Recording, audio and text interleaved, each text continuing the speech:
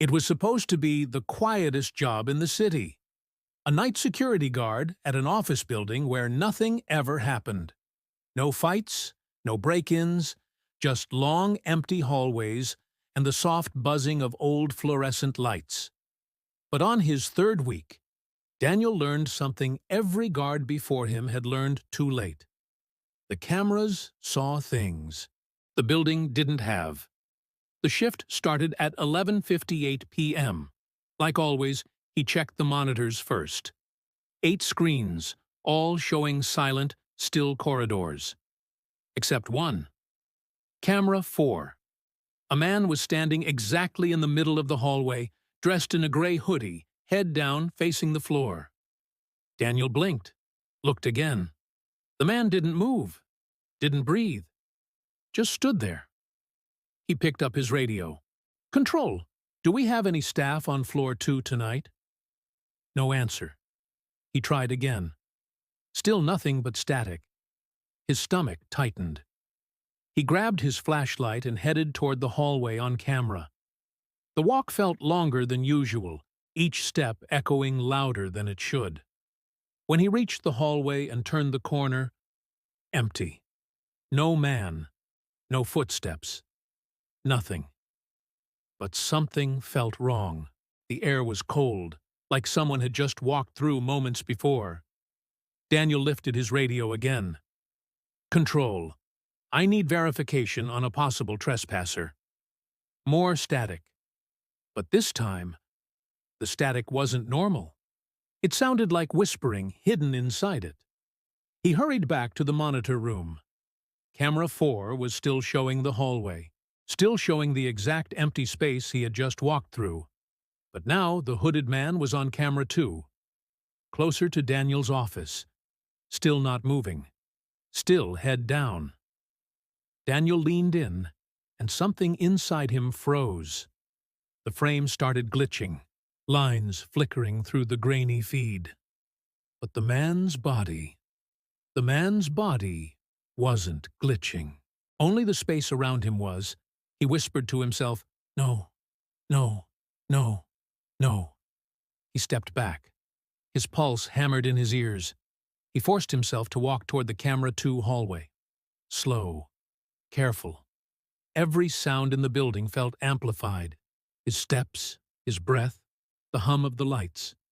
He turned the hallway corner. Again, empty. His flashlight flickered. Just once, but long enough for him to see a shape. Just a shadow. Slip behind him. He spun around. No one. Daniel backed up slowly, unable to shake the feeling that someone was following him just out of sight. He half jogged back to the control room, slammed the door shut, and locked it. He switched all cameras to a quad view. The man was now on camera 6, only a few feet from Daniel's office door. Daniel leaned closer, hands shaking. He zoomed in on the hooded figure. That's when he noticed something he hadn't before. The man's feet were not touching the ground. He was floating just a few inches above it. Daniel stumbled back so fast he hit the chair behind him. His breathing was loud now, uncontrolled. "What are you?" he whispered, eyeing the monitor. The lights flickered. The cameras shut off, then came back on. Camera 6 was now showing the inside of Daniel's control room. Something, was standing directly behind his chair. Daniel didn't turn around. He couldn't. His eyes were locked on the screen. The hooded man's head slowly began to lift. And what was underneath the hood wasn't a face. It was just darkness. Like looking into a hole with no end. Daniel squeezed his eyes shut. When he opened them, the figure on the camera was suddenly closer. Inches from the lens. The darkness under the hood swirling like smoke. Then the monitor speaker crackled, and a voice whispered, stretched and broken, "I'm still here." Daniel's hand slammed the emergency alarm. The building lights flashed red. He ran, full sprint, down the hall, through the lobby, out into the freezing night air. He didn't stop running until he reached the far end of the parking lot. An hour later, police searched the entire building. Every hallway, every room, every office. They found nothing. But they pulled the camera footage anyway. And when they reviewed it, they called Daniel back in.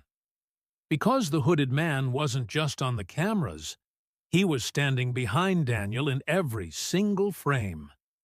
Even the ones when Daniel was in the lobby, and even the frame taken outside the building. And the last frame, taken after Daniel ran, showed something none of them could explain. The hooded figure was staring directly into the lens, holding Daniel's ID badge in its hand. The building was shut down 2 weeks later, but the last camera, the one they forgot to unplug, still sends occasional glitches to the security company's server. Faces, shapes, shadows, and every once in a while, a figure in a gray hoodie, head down, feet floating, watching. Review Du Yuan Di